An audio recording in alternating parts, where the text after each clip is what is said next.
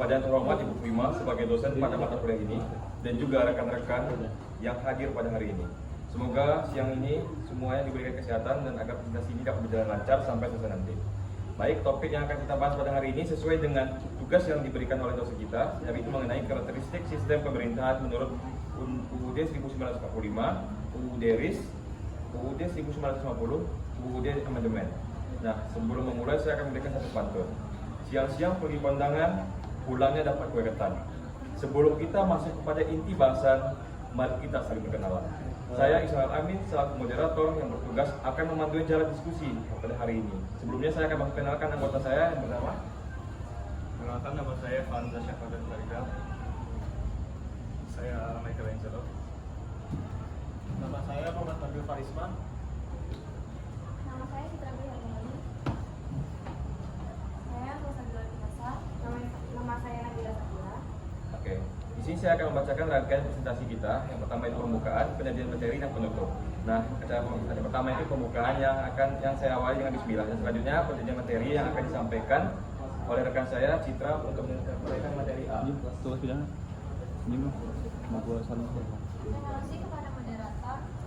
Pemerintahan atau Perdana Menteri bertanggung jawab kepada Parlemen.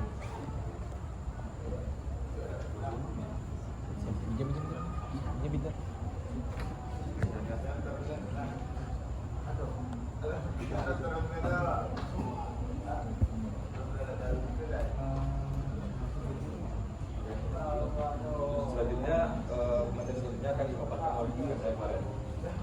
Baik, selanjutnya ada karakteristik sistem pemerintahan zaman UUD 1950. Yang pertama ada bentuk negara kesatuan. Indonesia tetap sebagai negara kesatuan dengan otonomi daerah yang lebih sesuai UUD 1950. Yang kedua, bentuk pemerintahan Republik Indonesia menganut sistem republik dengan presiden sebagai kepala negara dan pemerintahan dipilih oleh DPR. Yang ketiga, sistem pemerintahan parlementer. UUD 1950 menerapkan sistem parlementer di mana presiden dipilih parlemen dan bertanggung jawab kepada DPR. Yang keempat, pembagian kekuasaan. Kekuasaan terbagi antara eksekutif, legislatif, dan yudikatif untuk mencegah dominasi satu pihak.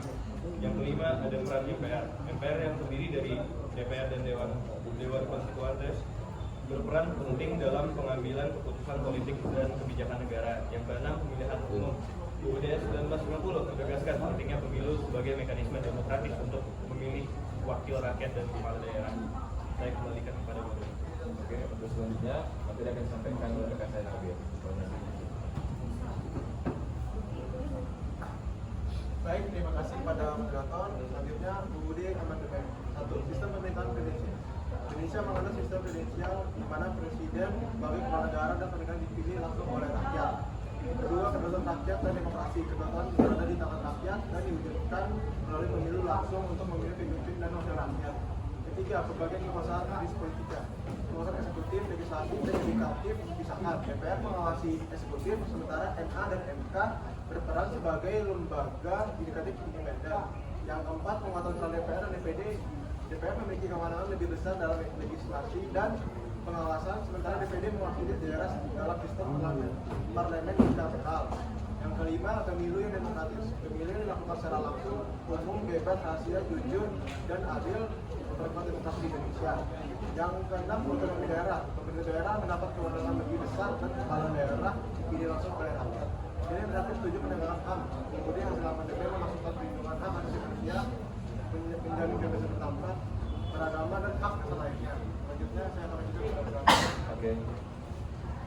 Selanjutnya kepada rekan saya Bila akan menuju hasil diskusi materi. Baiklah, tentu kesimpulan dari presentasi kami hari ini adalah perjalanan sistem pemerintahan Indonesia melalui berbagai perubahan konstitusi mencerminkan dinamika yang terjadi dalam upaya menciptakan negara yang lebih demokratis dan stabil.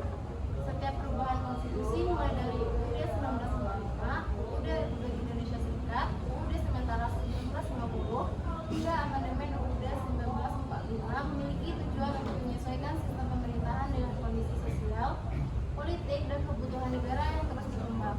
Sistem presidensial yang diterapkan dalam UUD 1945 meskipun sempat digantikan dengan sistem parlementer pada UUD RIS dan UUD 1950, akhirnya kembali diterapkan dengan beberapa pembatasan kekuasaan presiden setelah amandemen UUD 1945.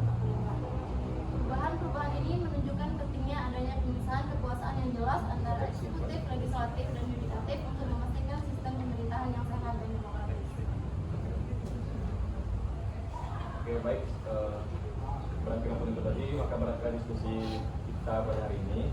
Nah, untuk teman-teman yang ingin bertanya, boleh dikirimkan langsung aja melalui WA kepada Nabil atau kepada rekan-rekan yang ada di depan ini. Karena untuk mengingat waktu dan ada juga rekan kita yang tampil. Nah, pada untuk kali itu saya akan tutup dengan pantun. Pak Taufik menjahit kopiah dijahit berujur yang utuh. Wabillahi taufiq wal hidayah. Wassalamualaikum warahmatullahi wabarakatuh.